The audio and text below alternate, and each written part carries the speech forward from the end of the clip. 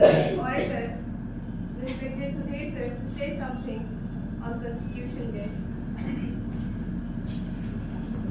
आदरणीय शिक्षक वृंद, प्रिय विद्यार्थियों, छात्र छात्राओं, कर्मचारी, आज हम लोग संविधान दिवस के उपलक्ष्य में शामिल हुए हैं। एक्चुअली देखा जाए तो संविधान एक पवित्रतम लिखित दस्तावेज है जिसमें नागरिकों के अधिकार, कर्तव्य तथा सरकारों की शक्तियां को नियंत्रित किया गया है। भारत का संविधान एक अनोखा संविधान है क्योंकि इसमें सरकार के शक्तियां, सरकार के अंगों, कार्यपालिका, विधायिका, न्यायपालिका के शक्तियों को लिमिट किया गया है लिखित रूप से। साथ ही साथ नागरिकों के अधिकार को सुरक्षित और संवर्धित करने का भी प्रयास किया है। देखा जाए तो संविधान सिर्फ लिखित संविधान ही नहीं है बल्कि जीवंत संविधान। जीवंत से तात्पर्य है कि ऐसा संविधान जो आने वाली चुनौतियों को सामना करने के लिए हमेशा तैयार है, चाहे वो चुनौती संविधान के समक्ष उसके अंगों से हो, उनके सिस्टम से हो, कार्यपालिका से हो, न्यायपालिका से हो या विधायिका से, अपने अंगों से भी आने वाले चुनौतियों को सामना करने के लिए हमारा संविधान सक्षम। देखा जाए तो संविधान सिर्फ सैकड़ों साल की गुलामी को दूर नहीं किया है बल्कि हजारों साल की गुलामी को भी दूर करने का प्रयास किया है और प्रयास करने में अनवरत रूप से यह प्रयासरत है। जैसा कि देखा जाए तो हमारे यहां भारतीय संविधान का आर्टिकल 17 अस्पृश्यता का अंत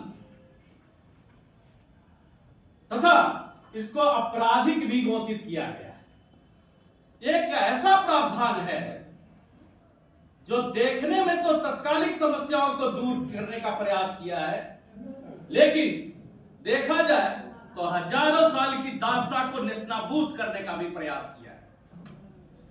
आर्टिकल 15 क्लॉज 2,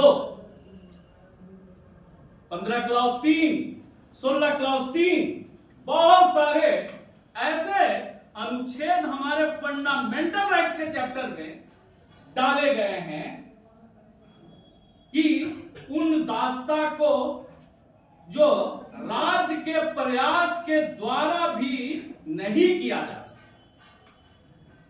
शायद संविधान विदों को यह जानकारी हो गई होगी या रही होगी कि हमारे देश के संसद में ऐसे विचारधारा के लोग भी बैठ सकते हैं जो इस तरह के नियमों को, इस तरह के बातों को संबंधित और संरक्षित कर सकते हैं।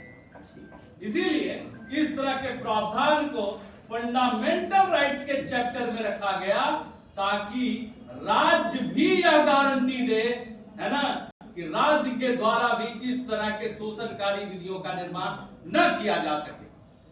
इसका मतलब है कि उन लोगों को भी संरक्षित और संवर्धित करने का प्रयास किया गया है जो हजारों सालों से हाशिए पे रहे। साथ ही साथ महिलाओं,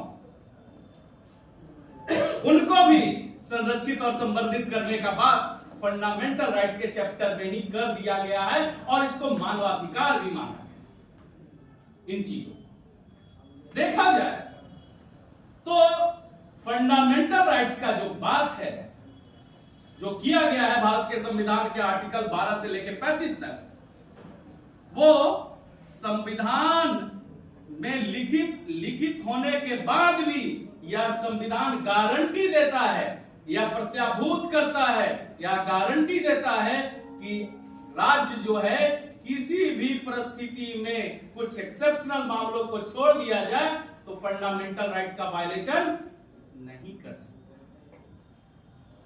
दूसरा बात DPSP, directive principle of state policy. Directive principle of state policy से तात्पर्य है कि राज्य अपनी नीतियों को बनाते समय जो 36 से 51 तक में दिए गए प्रावधान है उनका ख्याल रखेगा अपनी आर्थिक स्थिति को देखते हुए। ये चैप्टर जो है पूरी तरह से भारत को वेलफेयर स्टेट के लिए ले जा रहा है। लेकिन जिस तरह से कुछ दशकों में डीपीएसपी का राजनीतिकरण देखने को मिला है, वोट बैंक के राजनीति के रूप में वोट बैंक के रूप में डीपीएसपी के प्रावधानों का प्रयोग सरकारों ने किया है। दिल्ली में कुछ वर्षों के सरकारों ने, झारखंड के सरकारों ने, बिहार के सरकारों ने, बिहार में जिस तरह से इस तरह के प्रयोग राजनीतिक फायदे के लिए किया है वो कहीं ना कहीं से संविधान के साथ एक प्रकार का छलावा।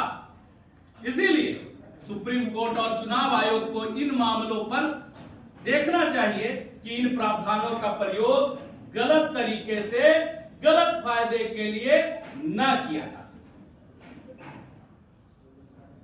हमारे यहां जो सरकारों को शक्तियां दी गई है, स्पेशली सरकार के तीनों अंगों को, कार्यपालिका, विधायिका और न्यायपालिका, उनको शक्तियां लिमिट की गई है। लिमिट से तात्पर्य है कि उनकी शक्तियां प्रावधानों में लिखकर सीमित कर दी गई है कि आप इन प्रावधानों के इतर जाकर कार्य नहीं कर सकते हैं, और इन प्रावधानों के इतर जाके कार्य करेंगे तो वो कार्य जो है आपका संवैधानिक होगा, है ना, अकृत होगा, शून्य होगा।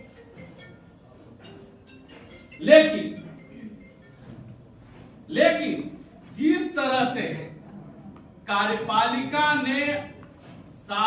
कार्यपालिका अपनी सारी शक्तियों का केंद्र बिंदु बनने का प्रयास किया है,